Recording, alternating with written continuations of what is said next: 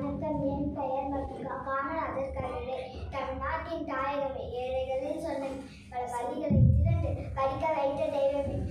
மதிய உணவு தந்த தந்தை, அணைகள் பல கத்தி கொடுத்த ஆடவனே. மனித கடவுளாய் வந்து கஷ்டங்களை நீக்கி தன் கண்ட தெய்வம். மீண்டும் ஒரு முறை பிறப்பாயா என்று வேண்டுகிறோம். தலைவர்கள் பலமுண்டானால் உன்னை போல் யார் உண்டு? இங்கு தினம் தினம் ஒரு தலைவன், ஆனால் நீயே எங்கள் முதல்வன். விருது நகரின் வீரன், படிக்காத மேடை, பகுத்தறிவு பகவன், எளிமையின் தலைவன், கடைபிடியா கலங்களுக்கு சொந்தக்காரர். தமிழ்நாட்டிற்கு நீதான் நிலவன். எங்கள் கர்ம வீரர் காமராஜர். காமராஜர் கட்டுரை முன்னுரை. காமராஜர் தன்னுடைய எளிமைக்கும் நேர்மைக்கும் பெயர் பெற்றார். மக்கள் இவரை படிக்காத மேடை, தென்னாட்டு காந்தி, கர்ம வீரர் என பல்வேறு சிறப்பு பெயர்களால் அழைக்கப்படுகிறார்.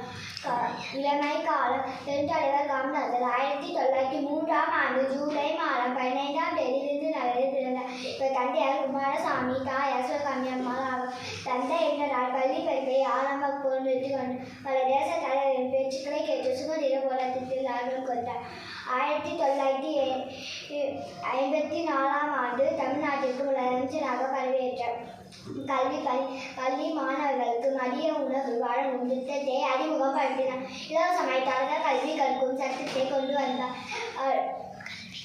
கல்வி கண் தெரிந்த காமராஜர் என அழைக்கப்பட்டார். மூடிய பல பள்ளிக்கூடங்களை திறந்தார். மேலும் பல பள்ளிக்கூடங்களை கட்டினார். படித்த வேலைவாய்ப்பற்ற இளைஞர்களுக்கு பணி வழங்கினார். நிறைவேற்ற திட்டங்கள். தமிழகத்தின் நீர்வளத்தை பெருக்க பல அணைகளை கட்டினார். அணைகள் மூலம் கிடைத்த நீர்வளத்தை வைத்து மின்சாரத்தை பெருக்கினார். பல புதிய தொழிற்சாலைகளை உருவாக்கினார்.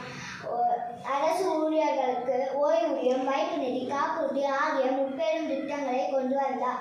அவரது ஆட்சி காலத்தில் 9 நீர்ப்பாசன திட்டங்களை நிறைவேற்றினார். முடிவுரை. ஒப்பற்ற தலைவர்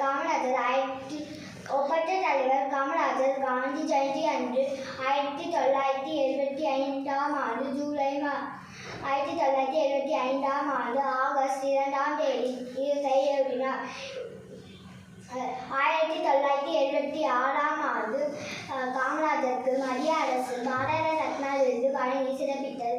தான் மறைந்தாலும் தன்னுடைய செயல் மற்றும் பண்புகளால் அழியாது மக்களின் மனதில் வாழ்ந்து கொண்டிருக்கிறார் காமராஜர். பொருளெல்லாம் செல்வம் இல்லை, கல்வியை உலகிற்கு தந்தார். பெருவெல்லாம் நமக்கு இல்லை என ஊருக்கு உழைத்து கொடுத்தார். போன பின்னும் மக்கள் மனதில் நீங்கா இழப்பிட்ட நம் காமராஜரை உயிர் உள்ளவராய் போற்றுவோம்.